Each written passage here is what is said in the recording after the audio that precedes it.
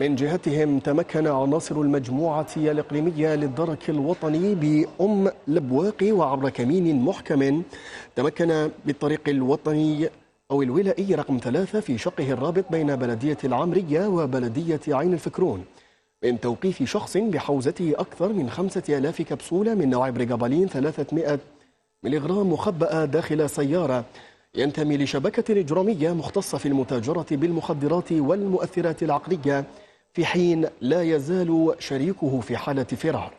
يتم فتح تحقيق في انتظار تقديمه أمام الجهات القضائية المختصة مع تسليم المحجوزات إلى المصالح المعنية المختصة. تمكن مستخدمي المجموعة الإقليمية للدرك الوطني بأم البواقي ممثلة في الفرقة الإقليمية للدرك الوطني بالعامرية من وضع حد لشبكة إجرامية تقوم بالمتاجرة بالمخدرات والمؤثرات العقلية مع حجز كمية معتبرة من الأقراص المهلوسة وتوقيف شخص واحد.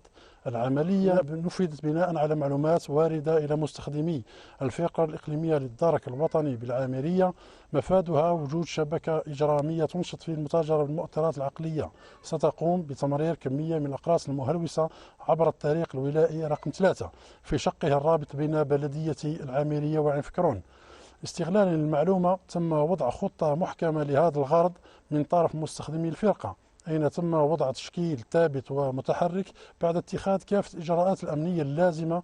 لفت انتباههم سيارة نوع سيتروان قادمة من اتجاه بلدية عين فكرون، وعند اقترابها من السد قام سائقها بالالتفاف والعودة عبر نفس المسلك محاولا الإفلات من المراقبة الأمنية. ونتيجة التشكيل المحكم من طرف وحداتنا تمكن عناصر الفرقة من القبض عليه وتوقيف المركبة بعد تفتيشها تفتيشا أمنيا دقيقا باستعمال الثنائي السينوتقني. تم العثور على كمية معتبرة من الأقراص المهلوسة مخبأة بأحكام في مخبأ مخصص لذلك بالسيارة. مكنت العملية من حجز 5700 كبسولة بريغابالين 300 ملغرام وسيارة سياحية زائد هاتف نقال مع توقيف شخص واحد. بعد استيفاء جميع الإجراءات القانونية اللازمة سيتم تقديم المعني أمام الجهات القضائية المختصة.